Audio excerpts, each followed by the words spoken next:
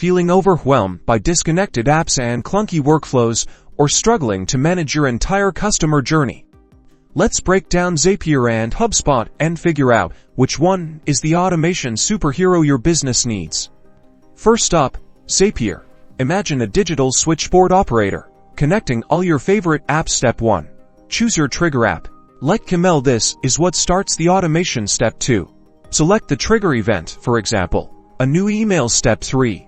Connect your action app, say, Slack. Step 4. Choose the action, like sending a Slack message with the email details app.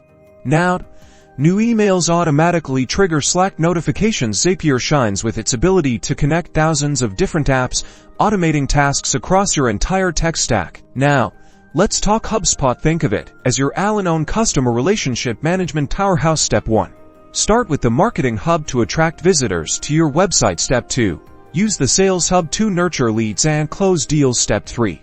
Leverage the Service Hub to provide excellent customer support. Step 4. Analyze your data with HubSpot's built-in analytics to optimize your entire customer lifecycle from initial website visit to loyal customer. HubSpot offers a unified platform for marketing, sales, and customer service, keeping everything under one roof. So, Zapier versus HubSpot. The verdict: Zapier is your go-to for connecting disparate apps and automating workflows between them, while HubSpot is your all-in-one solution for managing the entire customer lifecycle. Choose Zapier if you need to integrate lots of different tools. Choose HubSpot if you want a comprehensive platform for marketing, sales, and service. Now you're armed with the knowledge to choose the right automation tool for your business.